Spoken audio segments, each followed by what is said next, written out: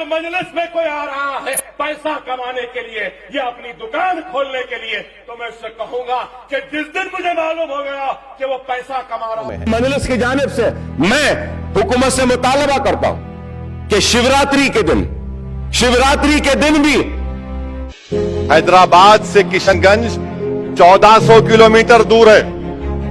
مذاق نہیں ہے، کچھ جذبہ ہوگا ہمارے دلوں میں جو وہاں پر جاتے ہیں. میری زبان اتنی کڑوی کیوں ہے؟ تمہارے ظلم کی وجہ سے، تمہارے دھوکے کی وجہ سے، تمہاری منافقت کی وجہ سے.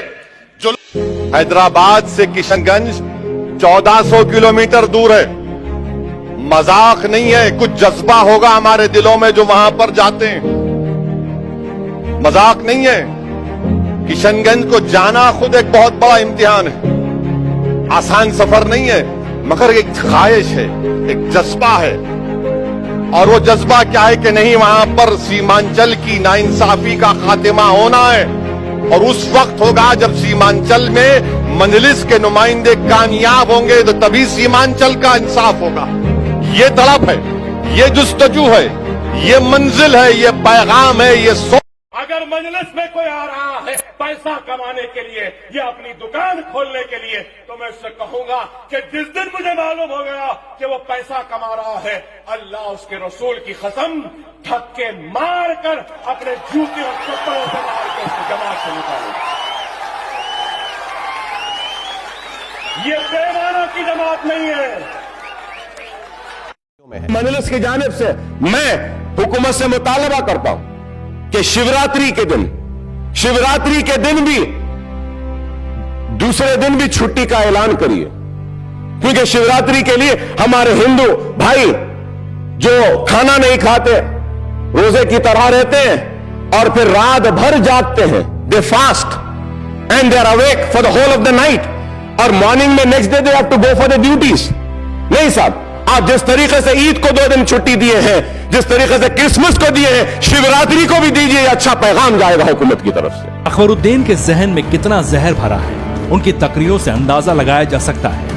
یہ دارالسلام کے دروازے ہر کسی کے لیے کھلے تھے، کھلے ہیں، کھلے رہیں گے. ہر مظلوم، ہر ضرورت مند فریادی اپنی فریاد کو لے کر آ سکتا ہے، چاہے وہ ماتھے پہ تلک لگانے والا ہندو ہو یا سر پہ ٹوپی پہننے والا مسلمان ہو یا سر پہ پگڑی باندھنے والا سکھ ہو یا عیسائی ہو یا کسی بھی مذہب سے تعلق رکھنے والا ہو. مجلس اتحاد المسلمین و دارالسلام کے دروازے ہر کسی کے لیے کھلے تھے، کھلے ہیں اور کھلے رہیں گے. اویسی وہ اسرا دواخانے میں علاج کرنے کے لیے آنے والوں کو ہم یہ دیکھ کر کارڈ نہیں بناتے کہ تیرا مذہب کیا ہے. ہر آنے والے غریب کو ہم ایک بیمار کی نظر سے دیکھتے ہیں اور اس بیمار کی بیماریوں کو دور کرتے ہیں. آج اویسی ہاسپٹل میں 50% سے زائد بیمار لوگ جو اپنے بیماری کو دور کرنے کی امید کو لے کر آتے ہیں، وہ غیر مسلم ہیں. ایک رہنما ہونے کی حیثیت سے، ایک منتخب نمائندہ ہونے کی حیثیت سے میری یہ اخلاقی، جمہوری و دستوری ذمہ داری ہے کہ میں سب سے پہلے کام کروں تو اس کا کام کروں جو مظلوم ہے، سب سے پہلے اس کا کام کروں جو پچھڑا ہوا ہے، سب سے پہلے اس کا کام کروں جو سب سے پیچھے ہے، سب سے پہلے اس کا کام کروں جو سب سے پسماندہ ہے. جب میں پسماندگی کو دور کروں گا، پچھڑے پن کی کمزوری کو دور کروں گا، ایک مظلوم کو انصاف دلاؤں گا، تو جب ہی جمہوریت کامیاب ہوگی. میری زبان اتنی کڑوی کیوں ہے؟ تمہارے ظلم کی وجہ سے، تمہارے دھوکے کی وجہ سے، تمہاری منافقت کی وجہ سے. جو لوگ آ جا کر گنگا جمنی گنگا جمنی گنگا جمنی کی بات کرتے، دیکھو قاسم کو جو مارا گیا، کیا وہ گنگا جمنی معاملہ تہذیب تھی؟ میں بھی چاہتا ہوں کہ ہندوستان میں گنگا جمنی تہذیب ہو، زندہ رہے، مگر یاد رکھو میری اس بات کو، یہ تہذیب نہیں رہی، یہ صرف کتابوں میں باقی ہے. آج اور جو ہمارے بزرگ جو دلی میں بیٹھ کر اس طرح کی بات کرتے ہیں، میں ان سے بھی کہنا چاہ رہا ہوں کہ آپ مجھ سے اختلاف کریے ضرور، مگر یہ موت قاسم کی آپ کو سوچنے پر مجبور کر دے گی۔ میرے بھائی، اتر پردیش میں قاسم کو مار دیے، اور پھر کیا کیے؟ وہ سمیع الدین جو 65 سال کا بوڑھا تھا، اس کے سر پہ 3 گومڑے، ہاتھ کٹ گیا، یہ ہتھیلی کٹ گئی، یہ ہاتھ کٹ گیا۔ 65 سال کا بوڑھا، وہ تمہارا باپ بھی ہو سکتا ہے۔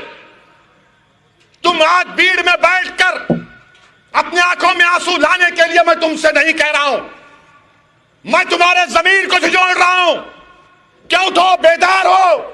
یہ سیکولرزم کی باتیں کرنے والے سب سے بڑے ڈاکو ہیں، سب سے بڑے منافق ہیں، جنہوں نے 70 سال سے مسلمانوں کا استحصال کیا، ہم کو ڈرا ڈرا کر رکھے۔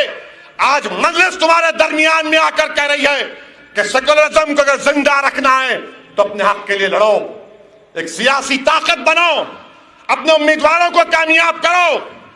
ڈرنے اور گھبرانے کی بات نہیں ہے، بلکہ اگر مسلمان سیاسی طور پر مضبوط ہوگا، ہندوستان کی جمہوریت مضبوط ہوگی، ہندوستان کا سیکولرزم مضبوط ہوگا، رول آف لا مضبوط ہوگا۔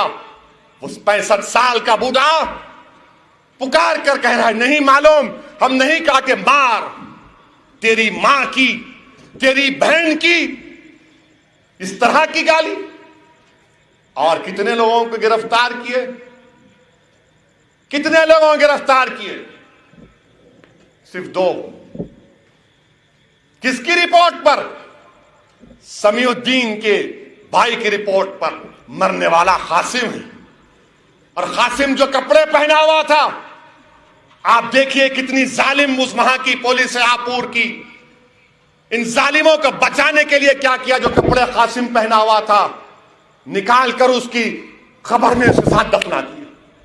کل جب کورٹ چلے گا، کیس چلے گا، تو یہ جو شیاطین کو پکڑا گیا ان کا وکیل بولے گا کہ ٹھیک ہے، جو کپڑے قاسم پہنا تھا کہاں ہیں، پیش کرو۔ وہ بولیں گے نہیں ہے کپڑے، گئے، بری ہو گئے۔ میرے بھائی، اس طرح سے حرکتیں کی جا رہی ہیں۔ اسی طرح میں آپ سے کہہ رہا ہوں کہ قاسم کی موت ہو یا ہمارے توحید انصاری کی موت ہو، یا پھر جھارکھنڈ میں ہمارے 2 بھائیوں کی موت ہو کہ مار مار کر جھارکھنڈ میں ہمارے ایک بھائی کو نڈھال ہو گئے مارنے والے، تو موٹر سائیکل پر بٹھا کر رسی سے باندھ کر۔ ہندوستان کے وزیر اعظم، یہ آپ کے دور میں ہو رہا ہے، جہاں جہاں آپ کی سرکار ہے وہاں پر ہو رہا ہے، جہاں جہاں آپ کی سرکار ہے وہاں پر دلتوں پر، مسلمانوں پر ظلم ہو رہا ہے۔ بتاؤ، ہندوستان کے وزیر اعظم کا یہ سب کا ساتھ، سب کا وکاس ہے؟ میرے عزیز دوستو، بزرگوں، جب میں قاسم کی جو نظارے دیکھا تو اللہ سے دعا کرا، یا اللہ تجھے ابو القاسم کا واسطہ بچا لے ہماری سرکار کی امت کو، اللہ تجھے ابو القاسم کا واسطہ۔ میرے بھائی، میں یہ واقعات اس لیے کہہ رہا ہوں کہ اپنے حوصلوں کو بلند رکھو، ہمت کو بلند رکھو، ڈرنے اور گھبرانے کی ضرورت نہیں ہے۔ اللہ قرآن میں فرما رہا ہے، سورہ بقرہ میں فرما رہا ہے کہ تم ہی غالب ہو گئے۔ اللہ فرما رہا ہے کہ نہ ڈرو، نہ سستی کرو، تم ہی غالب ہو گئے اگر تم ایمان والے ہو۔ کہ ظالم ظلم کرنے والوں کو ہم بتا رہیں گے کہ تم ہم کو قاسم بنا دو، تم ہم کو جنید بنا دو، تم ہم کو پیلو خان بنا دو، تم ہم کو علیم الدین انصاری بنا دو، تم ہماری بہنوں کو عشرت جہاں بنا دو، مگر یاد رکھو دین اسلام کو ہم نہیں چھوڑنے والے۔ ہندوستان میرا ہے، یہ سرزمین میری ہے، میں یہاں پر پیدا ہوا اور اسی سرزمین میں جاؤں گا، میں زندہ رہوں گا تو تمہارے ظلم کے خلاف آواز اٹھاؤں گا، میں زندہ جب تک رہوں گا اللہ کے کرم سے تم سے پنجہ آزمائی کرتے رہوں گا، میں جب تک زندہ رہوں گا مجاہد کی طرح رہوں گا، اور اللہ نے موت لکھی تو اللہ مجھے شہادت کی موت دے۔ کیونکہ یاد رکھو بھیڑ کے غیور نوجوانوں، یاد رکھو، تھالیاں مارنے کے لیے نہیں کہہ رہا ہوں، بہادری کا نام یہ ہے کہ تم ظالموں سے مت ڈرو، ہندوستان کے کانسٹیٹیوشن پر بھروسہ رکھو، اپنے حق کے لیے لڑو. غیور نوجوانوں سنو میرے پیغام کو. فرعون کو بھی ظالم تھا, نمرود کو بھی ظالم تھا, مگر اللہ نے فرعون کو اسی پانی میں ڈبو دیا. اقتدار کی کرسیوں پر بیٹھنے والا یہ فرعون اور نمرود کا جانشین ہے, یہ یزید کا چیلا ہے. انشاءاللہ تعالی اس کا خاتمہ ہوگا, دیکھنا تم, اس کا خاتمہ ہوگا, تم دیکھنا. اور اللہ قرآن میں فرما رہا ہے کہ ظالموں کا ساتھ مت دو, ظالموں کا ساتھ مت دو.